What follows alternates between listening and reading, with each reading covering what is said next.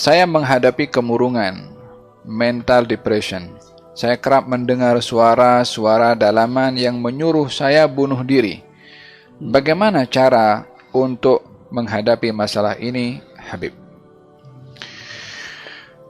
Ya, di antara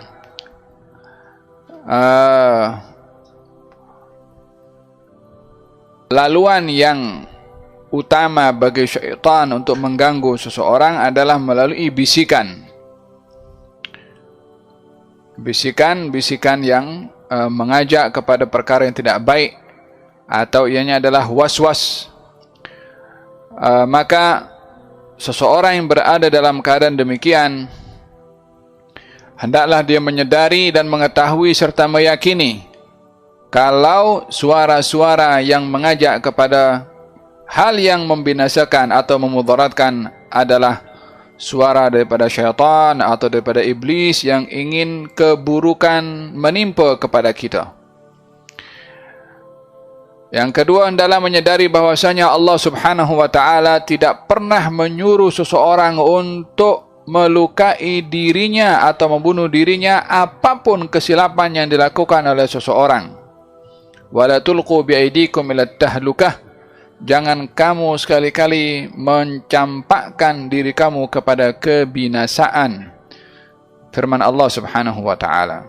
Kalau itu firman Allah melarang kita mencampakkan diri kita kepada kebinasaan, yang bercakap selain daripada firman Allah adalah syaitan ataupun iblis.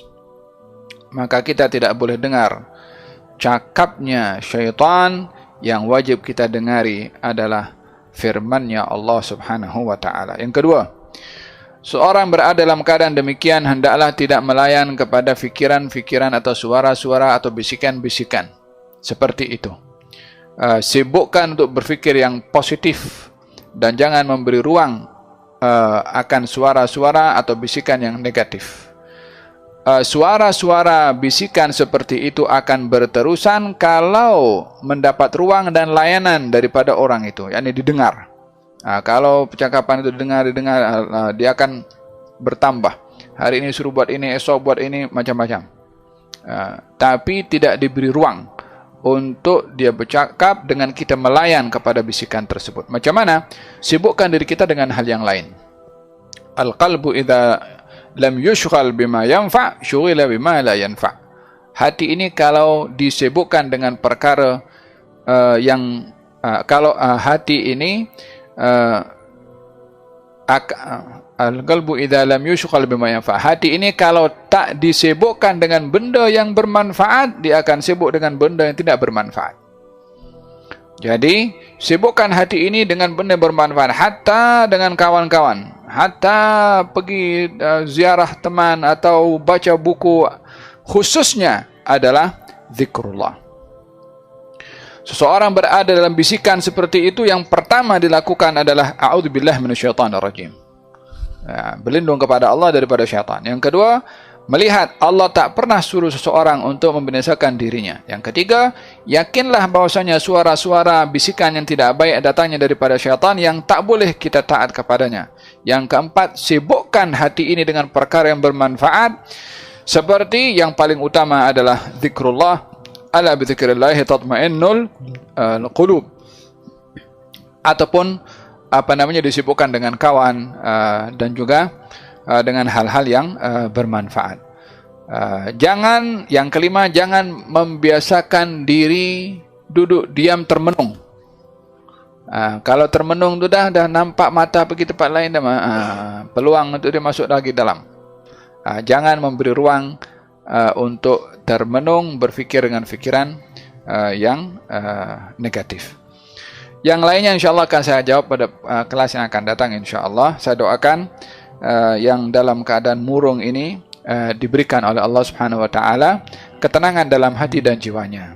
Pesanan saya kepada yang bertanya, perbanyaklah untuk berzikir la ilaha illa anta subhanaka inni kuntu minadh dhalimin. Karena khasiat zikir ini adalah fastajabna lahu wa najaynahu minal ghammi wa kadzalika nunjil mu'minin. Kami terima doanya Nabi Yunus dan kami angkat kesusahannya, tekanannya, depresinya, atau kesedihannya. Jadi zikir ini bahagian daripada untuk mengangkat kesedihan atau depresi. Yang kedua, la ilaha illallah al-azimul halim, la ilaha illallah rabbul arsyil azim, la ilaha illallah rabbus samawati wa rabbul ardi wa rabbul arsyil karim. La ilaha illallah al-azimul halim, la ilaha illallah rabbul arsyil azim, la ilaha illallah rabbus samawati wa rabbul ardi wa rabbul arsyil karim. Perbanyaklah zikir itu dengan niat untuk mengangkat kesusahan.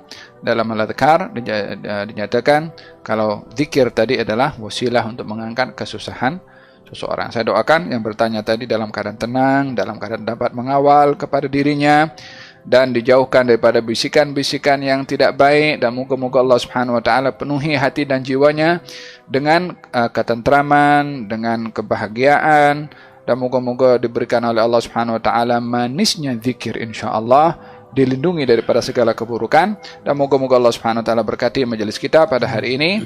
Moga-moga Allah Subhanahu wa taala mudahkan urusan